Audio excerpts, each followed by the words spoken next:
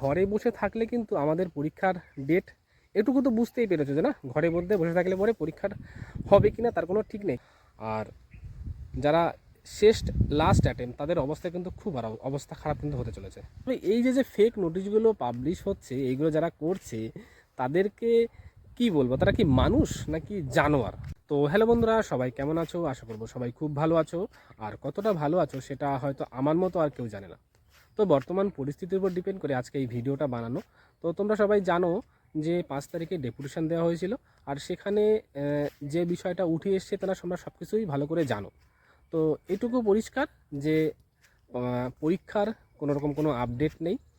আর সরকার মানে পিআরবি পরিষ্কার বলে দিয়েছে যে পরীক্ষা তোমাদের তখনই হবে যখন সুপ্রিম কোর্ট অথবা সরকারের পক্ষ থেকে কোনো রকম কোনো অর্ডার আসবে। তো সেরকম কোনো অর্ডার নেই, তাই তারা পরীক্ষা নিতে পারবে না, পরিষ্কার বলে দিয়েছে।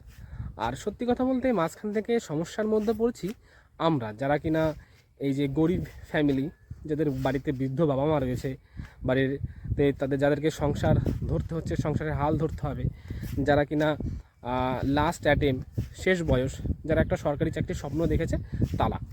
তো আমরা সবাই সরকারি চাকরির একটা স্বপ্ন দেখেছি, যার জন্য এখনও পর্যন্ত এই লাইনে পড়ে আছি। তো যদি পরীক্ষা ঠিকঠাক করে না হয় তাহলে হয়তো আরও একটা বছর কেটে যাবে, কিন্তু পরীক্ষার কোনো রকম কোনো আপডেট আসবে না। তো তোমাদের কাছে এইটুকুই বলা, ঘরে বসে থাকলে কিন্তু আমাদের পরীক্ষার ডেট এটুকু তো বুঝতেই পেরেছো যে না, ঘরের মধ্যে বসে থাকলে পরে পরীক্ষার হবে কি না তার কোনো ঠিক নেই। কারণ সরকার যেভাবে চাইবে, সুপ্রিম কোর্ট যেভাবে চাইবে সেভাবেই পরীক্ষা হবে। তো আমাদের যদি পরীক্ষা আগে করাতে হয় তাহলে আমাদের মানে একতা হতে হবে, একটা দল, একটা নির্দিষ্ট একটা সংগঠন তৈরি করতে হবে, যেখানে দাঁড়িয়ে আমরা একটা আন্দোলন করতে পারবো। তারপরে সরকার যেটা বুঝতে পারবে যে না, হ্যাঁ আমরা পারছি না, এবার পরীক্ষাটা নিতেই হবে, সরকার মজবুরিতে পরীক্ষা নেবে। তো এইরকম একটা সিচুয়েশান ক্রিয়েট করতে হবে, না হলে পরীক্ষা কিন্তু হবে না। ঠিক আছে, এর আগেও আরেকবার আন্দোলন হয়েছে, আমরা কেউ এক জায়গায় সমবেত হতে পারিনি। তো দেখো, এখন যদি সমবেত না হও তাহলে কিন্তু ভবিষ্যৎ কিন্তু একদম অন্ধকার, আর পরিস্থিতি কিন্তু খারাপ দিকে যাচ্ছে। তো এখনও পারো যদি এক হওয়ার চেষ্টা করো। আর যারা শেষ লাস্ট অ্যাটেম্প তাদের অবস্থা কিন্তু খুব অবস্থা খারাপ কিন্তু হতে চলেছে, যেমনটা আমার। ঠিক আছে, তো এখনও বলছি, ওই ঘরে বসে ভিডিও দেখে কমেন্ট করে কোনো লাভ হবে না, রাস্তায় বের হও, নাহলে কিন্তু পরীক্ষা হচ্ছে না।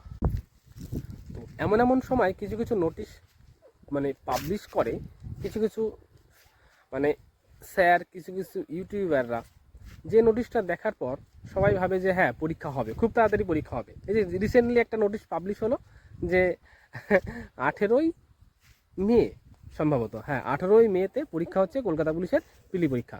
তো আবার এই যে 5 তারিখে নোটিশ মানে ডেপুটেশন জমা দিল, বললো যে না, কোনো রকম কোনো পরীক্ষার কোনো আপডেট নেই। তবে এই যে ফেক নোটিশগুলো পাবলিশ হচ্ছে, এইগুলো যারা করছে তাদেরকে কি বলবো, তারা কি মানুষ নাকি জানোয়ার? সত্যি কথা, তারা কি মানুষ না জানোয়ার? তারা এইগুলো করছে।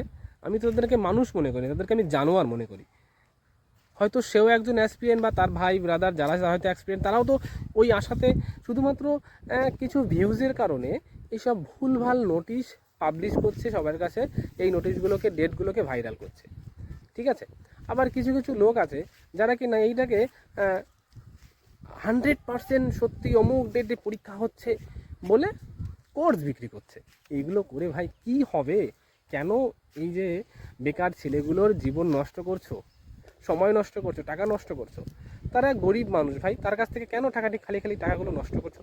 দেখো ভাই, পড়াশোনা তুমি করবে, ঠিক আছে, হ্যাঁ একটা স্যার দরকার, তবে সৎ হও, সৎ হয়ে কাজ করো, দেখবে তার মজাটাই আলাদা। আর মানুষের ক্ষতি করে এইভাবে করে কোনো লাভ আছে? তো দেখো, আমি আর বেশি কিছু বলবো না, এটা সবার পার্সোনাল ব্যক্তিগত মতামত। আমি আমার মতামতটা প্রকাশ করলাম, তোমরা কমেন্ট সেকশানে তোমরা জানিয়ে যেও তোমাদের কি মনে হয়। তো আর এক না হলে পরে কিন্তু পরীক্ষা কিন্তু হবে না। তো যাই হোক, সবাই ভালো থাকবে, সুস্থ থাকবে, আর মন দিয়ে পড়াশোনা করো, যাতে করে পরীক্ষাটা তাড়াতাড়ি হয়, আর পরীক্ষা দিয়ে সবাই একটা সরকারি চাকরি পাই, এই আশাতেই আমরা সবাই আছি। তো ভালো থাকবে, সুস্থ থাকবে।